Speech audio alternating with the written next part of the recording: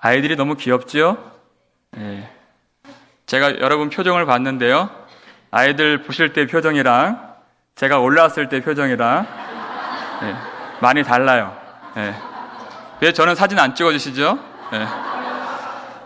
아이들을 하나님께서 사랑스럽게 만드신 그 이유가 참 너무 지혜로우신 것 같아요. 예. 아이들 키우기가 너무 힘들죠.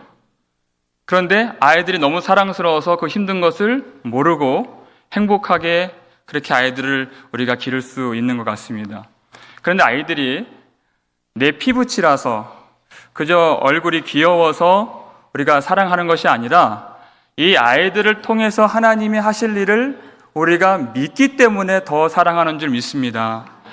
하나님께서 이 아이들을 통해서 놀라운 일을 행하시고 또 하나님의 나라를 이룩하실 때 쓰임받는 아이들이 될 줄 우리는 믿고 기대하고 소망하기 때문에 그 기쁨의 마음으로 오늘 예배를 드릴 수 있는 줄 믿습니다. 참 우리 아이들이 많이 어린 것 같고 또 언어도 많이 다르고 해서 아이들이 알아들을 수 있을까? 아이들이 뭐 할 수 있을까? 그렇게 생각하시는 분은 단 한 분도 안 계실 것 같습니다. 우리 교회가 설립된 것이 1982년 8월 8일이라 제가 알고 있습니다. 그런데 여러분도 그때를 한번 회상해 보세요. 우리 교회 처음 설립했을 때 함께 하셨던 분도 계시고 또 그때는 다른 곳에 있었다가 지금 같이 예배를 드리시는 분도 계실 겁니다. 근데 그때는 저는 개인적으로 한국 나이로는 5살이었고요. 미국 나이로는 제가 3살이었습니다. 그런데 그때 이 어린 것이 뭘 알겠어? 뭘 할 줄 알겠어? 말귀이나 뭐 알아듣겠어? 그렇게 저를 기르셨던 분들이 그렇게 생각하셨다면 아마 저는 이 자리에 없을 것입니다. 한 분도 저를 케어하셨던 선생님들이 그렇게 생각하시지 않고 얼마나 믿음으로 듣든지 아니 듣든지 그 말씀을 전해주셨는지 지금 어떤 사건들이 있었고 어떤 선생님인지는 다 기억이 안 나요. 그런데 오직 예수 그리스도 그 한 분 제 마음에 남도록 하나님이 그 교회를 통해서 그 가정을 통해서 이곳까지 인도해 주신 줄 믿습니다. 그래서 바울의 고백이 디모데에게 했던 말이죠. 너는 어려서부터 성경을 알았나니 이렇게. 아주 어려서부터. 지금 이제 사도 바울은 나이가 많아서 하나님 앞에 갈 때가 가까이 왔다고 이 성경에서 고백을 하죠. 그리고 지금 이때는 너는 알라 이 예수 그리스도 오시는 날까지 지금은 말세인데 고통하는 때가 왔는데 지금은 그 진리가 가려진 때이고 거짓과 속임이 가득한 때이고 그리고 사람들이 감사치 않고 자기를 사랑하고 돈을 사랑하고 그리고 세상 사랑하기를 하나님 사랑하는 것보다 더한 시대라고 바울이 가르쳐 주죠. 그 시대에 너는 배우고 확신한 이 말씀에 거하라. 이 말씀을 붙들라 이렇게 얘기하고 있어요. 그런데 너는 어려서부터 성경을 알았나니 그 신실함, 지금 현재는 에베소 교회를 담당하고 있는 이 바울에게 마지막 그 노사도가 이 험악한 세월 속에서 교회를 든든히 지킬 수 있도록 한번 이 마지막 편지를 쓰는 가운데 너는 어려서부터 성경을 배우지 않았느냐 이렇게 얘기를 해요. 그런데 그 어리다는 얘기가 헬라어로 얘기하면 브레스포라고 하는 좀 특별한 단어예요. 원래 보통 어린이라고 하는 단어는 파이디온이라는 단어를 씁니다. 그런데 여기서 이 단어는 언제부터의 그 어린이냐면 아주 어린. 그러니까 이 단어가 누가복음 1장에도 나오는데요. 누가복음 1장에서 예수님의 어머니 마리아가 그 친족이기도 하고 세례 요한의 어머니이기도 한 엘리사벳을 문안하고 만나는 장면이 나와요. 그때 엘리사벳이 성령이 충만해서 그 예수님의 어머니 그 마리아를 보고서 뭐라고 얘기하냐면 여자 중에 내가 복이 있으며 내 태중의 아이도 복이 있도다 이렇게 얘기해요. 그 태중의 아이를 브레스포라고 불렀어요. 그러니까 사도 바울이 어려서부터 성경을 알았나니 할 때 그 성경 교육이 언제부터 시작되는 걸 알 수 있죠? 복중에서부터 시작되는 거예요.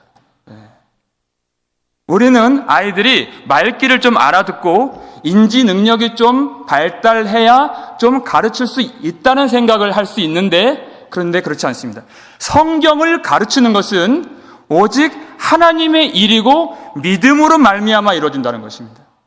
복중에서부터 성경을 가르치는 그 부모의 믿음에 달려 있다는 것이에요.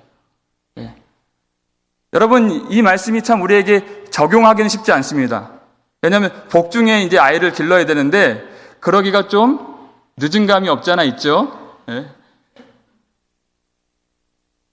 그런데 이 디모데의 이 믿음이 단지 그 부모님 세대로부터 받은 것만이 아니라 너무 감사하게도 우리에게 참 적용하기 좋은 말씀이 뭐냐면, 여러분 오늘 펴신 성경 한 장만 앞으로 한번 가보시겠습니다.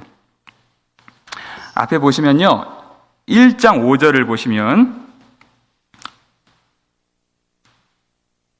그 믿음이 어디로부터 나왔는가? 디모데후서 1장 5절 우리 함께 읽겠습니다. 이는 내 속에 거짓이 없는 믿음이 있음을 생각함이라.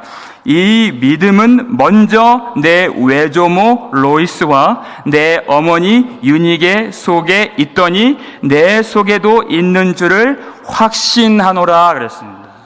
아멘. 사도 바울이 사도행전 16장에서 그 더베아 루스드라 지방의 제2차 전도 여행을 갈 때 디모데라고 하는 신실한 청년을 만났죠. 그런데 이 청년의 믿음이 어디서 왔는가 보니까 그 아버지는 헬라인이었어요. 근데 어머니는 유대인인데 예수를 믿는 유대인. 참 그 보기 드문 귀한 믿음의 그 유니게, 그 어머니를 보았습니다. 그런데 그 어머니 믿음이 어디서 왔는가 보니까 그 어머니의 어머니, 그 디모데의 외할머니 로이스의 믿음이 탁월한 것을 보았다는 것이에요. 그래서 먼저 그 외조모 로이스에게 있는 그 믿음이라고 했습니다. 디모데의 믿음이 어디서 발견되었죠? 먼저는 그 할머니의 믿음에서 발견되었다는 것이에요. 그 어려서부터 성경을 배운 그 디모데가 할머니로부터, 그리고 어머니로부터, 그 할머니는 어떤 할머니입니까? 이 아들이, 이 손자가 참 하나님과 예수 그리스도를 알기를 원하는 마음에 눈물로 기도하며 말씀을 가르친 그 할머니였다는 것이에요. 그 가정의 신앙 교육이 지금 놀랍게 한 교회를 담당하고 많은 영혼들에게 복음을 전할 수 있는 디모데로 세워갈 수 있도록 하나님께서 역사해 주셨다는 것이죠. 그 아이의 믿음, 아이가 구원받는 것 자체가 너무 귀한 일이죠. 그런데 그 아이의 그 믿음을 보면 누구의 믿음이 거울처럼 보인다는 이야기입니까? 그 신앙 교육을 했던 그 어머니와 할머니와 할아버지와 그 가족의 믿음이 거울처럼 보인다는 얘기예요. 그 빌립보 교회를 처음 세우기 전에 그 간수장에게 사도 바울이 얘기했죠. 이르되 주 예수를 믿으라. 그리하면 너와 내 집이 구원을 받으리라 했습니다. 하나님의 계획입니다. 여러분, 우리는 예수 안에서 한 몸인 줄 믿습니다. 그렇죠? 예. 제가 여기서 춤추는 제 아들만 봤을까요? 다른 아이들도 봤을까요? 예. 우리 아이들 다 우리 자식이고 우리 손자고 우리 손녀예요. 우리 주님 안에서 새로운 가족으로 하나님이 우리를 불러주셨기 때문에 저는 제 아들만 보질 않았습니다. 그렇기 때문에 우리 아이들의 그 믿음, 그 속에 우리의 믿음이 있고요. 우리의 믿음 속에 아이들의 믿음이 있는 거예요. 그러니까 아이들 신앙 교육하는 것이 얼마나 중요한가요? 왜냐하면 그 속에 이 아이들의 구원도 있고 우리의 구원이 있기 때문에 그렇죠. 제가 초등학교 그 담당 전도사를 했을 때 한 12년, 13년 전인데요. 제가 두 번째 교회 사역을 할 때인데 그때는 교회가 작지 않았어요. 지금 우리 교회보다 한 3배 정도 되는 큰 교회였는데, 그런데 초등부 예배실이 없었어요. 그래서 우리 친교실 같은 식당에서 예배를 항상 드렸습니다. 그 식당 냄새나고 그 테이블이 있어서 아이들이 조금만 와도 테이블 간격이 있지 않습니까? 아이들이 얼굴이 보이질 않아요.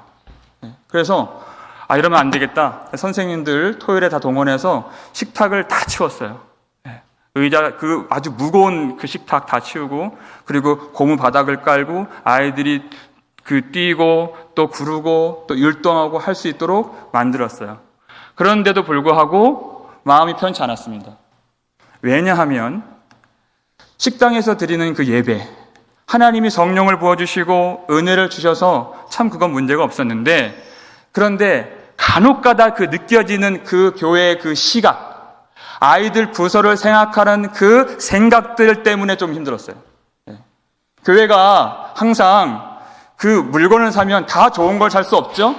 그럼 먼저 우리 어른들 위해서 그 물건이 쓰여지게 됩니다. 그러면 본당에서 한 30년 쓰던 의자가 그리고 어디로 가요? 그건 주일학교 가는 거예요. 그 성가대에서 이제 다 문짝 떨어지는 그 성가대 가운 캐비넷 이제 한 몇십 년 쓰면 어디 가요? 이제 주일학교 부서로 가는 거예요. 본당에 그 너덜너덜 다 떨어진 누더기 같은 그 커튼 이제 주일학교로 가는 겁니다. 강대상 한 30년 쓰면 이제 주일학교로 내려가서 이제 전도사님이 쓰시는 거예요. 그럴 수는 있어요. 우리가 헌금 아끼고 물질 아끼는 건 너무 좋은 거예요. 그런데 어느덧 느껴질 때 주일학교가 참 그저 어른들 예배 잘 드리도록 시끄럽게 굴지 마, 조용히 있어 하듯이, 그렇게 베이비 케어 하듯이 그런 취급받을 때 참 마음이 제가 아팠어요. 주일학교는 헌금이 들어오는 것보다 지출이 많죠. 매일 말씀 가르쳐도 당장 열매로 느껴지는 어떤 그 열매가 보이지 않을 때가 많이 있죠. 그리고 일손이 부족해서 항상 그 사역의 뒷전으로 물러갈 때가, 밀어버릴 때가 많이 있습니다. 그런데 이 아이들의 믿음은 그냥 믿음이 아니라 그 로이스의 믿음, 유닉의 믿음 속에서 디모데의 믿음이 발견되었던 것처럼 이 아이들이 반드시 살아야 할 이유가 있다는 것이에요. 이 아이들이 반드시 하나님의 말씀을 어려서부터 배워야 할 그 이유가 있다는 것입니다. 그것은 바로 우리의 믿음이기 때문에 그래요. 절대 방치하거나 절대 그저 어른들 예배할 때 방해하지 마 수준의 예배는 아니라는 것이에요. 부모가 돈이 있으면 재산을 물려줄 수 있죠. 부모가 있는 것을 아이에게 줄 수 있는 것입니다. 그런데 영원하신 하나님을 아는 그리스도 예수를 믿는 그 믿음을 우리에게, 아이들에게 줄 수 있다는 그 믿음이 얼마나 영광스럽고 복된 것인지 모릅니다. 오직 그 성경은 능히 너로 하여금 그리스도 예수 안에 있는 믿음으로 말미암아 구원에 이르는 지혜가 있게 하느니라의 그 성경. 그런데 놀라운 게 그 복중에 있는 아이, 그 젖먹이 아이, 그 어린아이가 어떻게 성경을 압니까? 그거는 어머니의 믿음, 할머니의 믿음, 아버지의 믿음, 할아버지의 믿음이라는 거예요. 우리가 아는 로마서 1장 17절, 복음에는 하나님의 의가 나타나서, 그 다음 어떻게 되죠? 믿음으로 믿음에 이르게 하나니. 믿음으로 믿음에 이르게 하나니. 이게 하나님의 그 믿음이 전수되도록 하셨던 법칙이었습니다. 아브라함의 믿음이 이삭의 믿음이 되고, 이삭의 믿음이 야곱의 믿음이 되고, 야곱의 믿음이 요셉의 믿음이 되고, 요셉의 믿음이 이스라엘의 믿음이 되도록 믿음으로 믿음에 이르게 하나니 오직 의인은 믿음으로 말미암아 살리라 함과 같으니라 말씀하셨습니다. 그렇기 때문에 이 아이들에게 전수되어야 하는 하나님의 말씀, 과연 우리 가운데 그 생명의 말씀이 지금 역사하고 있는가? 이 아이들에 대한 이 교육과 이 믿음과 이들의 하나님 앞에서의 삶과 구원이 우리에게는 얼마나 중요한가? 우리는 다시 한번 생각해 봐야 됩니다. 왜냐하면 우리가 하나님을 향한 그 믿음은 곧 하나님을 향한 사랑이기 때문에 그렇습니다. 그런 모든 우리 삶의 태도들이 하나님을 향한 사랑이죠. 그래서 하나님이 하나님을 사랑할 때 어떻게 사랑하라고 했죠? 신명기 6장 5절 6절 말씀입니다. 우리 함께 읽겠습니다. 너는 마음을 다하고 뜻을 다하고 힘을 다하여 내 하나님 여호와를 사랑하라. 오늘 내가 내게 명하는 이 말씀을 너는 마음에 새기고 그랬습니다. 하나님을 사랑하는 것, 예수님도 말씀하셨는데 마음을 다하고 힘을 다하고 뜻을 다하고 또 주님 목숨을 다해서 사랑하라 하셨습니다. 그리고 여러분 바로 다음 절 보세요. 그 사랑이 어떻게 실현되는 것이죠? 바로 이것입니다. 함께 읽겠습니다.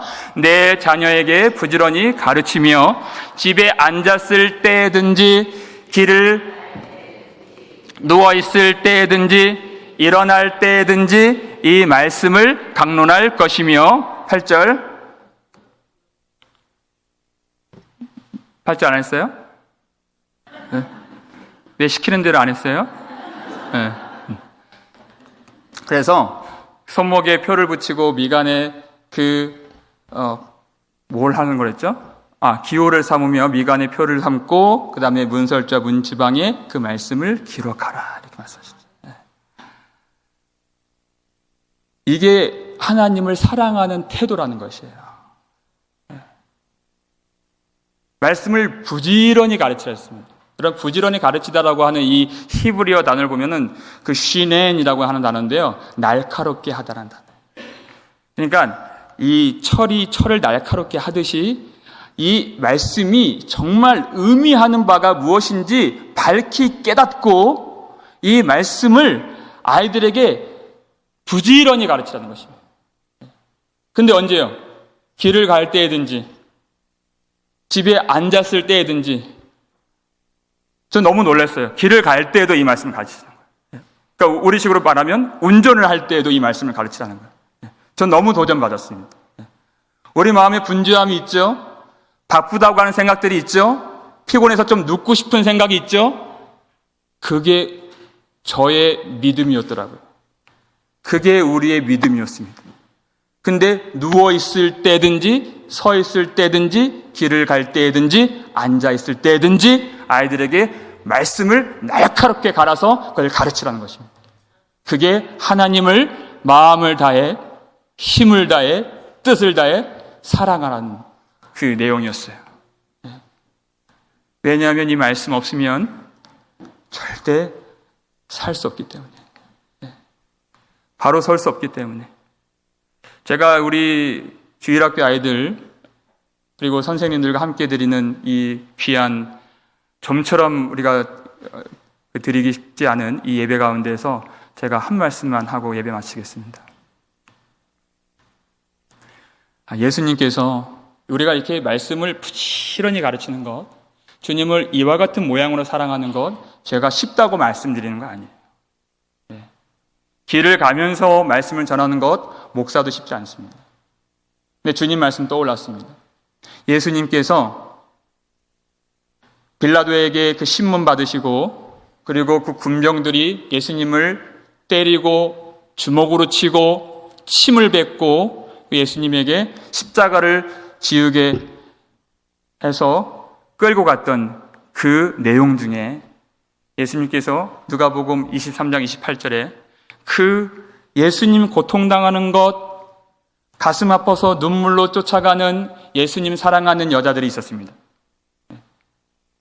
그런데 예수님께서 돌이켜 그들을 향하여 이르시되 예루살렘 딸들아 나를 위하여 울지 말고 너희와 너희 자녀들을 위하여 울라 이렇게 말씀하셨어요. 예수님 얼마나 아프실까? 예수님 얼마나 고난 당하셨나? 그거 위해서 울지 말라는 것입니다. 무엇 위해서요? 너희와 너희 자녀를 위하여 울라 그랬어요. 내가 우리 자녀들에게 세상적인 것 어떤 것 잘 못해줘서 그 연민 때문에 안쓰러워서 우는 것이 아닙니다. 우리와 우리 자녀들의 영혼이 지금 어디에 있는가를 알고 하나님 앞에서 은혜를 구하라는 것입니다. 하나님은 그 눈물로 은혜를 구하는 자들의 그 기도를 절대 멸시하지 않으십니다. 반드시 은혜의 샘을 터뜨려 주시는 아버지 하나님이신 줄 믿으시길 바랍니다. 반드시. 이방인이었죠. 애굽 여자였죠. 창세기 21장에 나오는 하갈이라고 하는 사라의 여종이고 그 첩이었던, 아브라함의 첩이었던 그 하갈, 이제는 함께 살 수 없어서 쫓겨나게 되었습니다. 아브라함이 아침 일찍 그 떡과 그 물 가죽 부대를 쥐어주고 이제는 이 여자는 아들과 함께 광야로 나가죠. 그 떡과 물 가죽 부대가 머지않아서 다 동인합니다. 그 브엘세바 광야에서, 물이 나지 않는 그 사막 한복판에서 그 어린 아들이 그 뜨거운 햇빛 아래 죽어가는 것을 참아볼 수 없어서 가시떨기 아래에 그 아이를 눕히고 그 아이가 죽는 것을 참아볼 수 없어 화살 한바탕 떨어진 거리에서 마주보며 엎드려 소리내어 울었더라 그랬습니다. 소리내어 울었습니다. 하나님 앞에서 이 물을 내가 만들어낼 수 없다는 것이에요. 이 물을 찾아서 마시게 할 수 없다는 것입니다. 성경을 알고 성경신학 박사학위를 받고 목사로서 항상 설교를 하고 오랫동안 교회를 다니고 예수를 믿고 성경을 안다 하지만 내 아이, 내 아들, 내 딸조차도 하나님 말씀으로 깨우는 것이 내 능력이 아니라고 하는 것입니다. 이 아이에게 하나님의 그 생수를 먹일 수 있는 능력이 내게는 없다는 고백인 것입니다. 하나님 불쌍히 여겨 주옵소서. 그 여자는 그저 울기만 했습니다. 놀라운 것이 창세기 21장 17절 보니까 하나님께서 그 아이의 소리를 들으심으로 그랬습니다. 엄마가 울었는데 아이의 소리를 들으심으로, 그래서 하갈의 눈을 열어서 그 브엘세바 광야 한복판에 있는 그 샘물을 찾게 해주시고 그 아이에게 마시게 하시고 아이를 소생시켜 주셨습니다. 하나님 말씀 우리가 가르쳐야 됩니다. 이건 우리의 믿음입니다. 할 수 있습니다. 그런데 우리 교회가 교육자들과 함께 고민하면서 좋은 교육하려고 애쓰고 찾고 노력할 겁니다. 그런데 우리가 먼저 이 아이들을 위해서 울 수 있는 마음 갖기를 주님 앞에서 부탁을 드립니다. 이 아이들을 가르치는 것 위해서 우리가 여러 가지 방법으로 배울 수가 있고 어떤 그런 발달 심리학, 아동 심리학, 어떤 그런 교육 철학, 우리가 교육학 배울 수 있습니다. 그럼에도 불구하고 먼저 주님 앞에서 이 아들 주님 살려주시옵소서. 이 험악한 시대, 2000년 전 이 성경 시대보다 더 폐악하고 더 거짓되고 더 세상 사랑하고 더 자기 사랑하는 이 세상 속에서 우리 아이들 하나님 불쌍히 여겨 주옵소서. 그렇게 울 수 있는 마음 주님 앞에 회복될 수 있기를 주의 이름으로 축원합니다.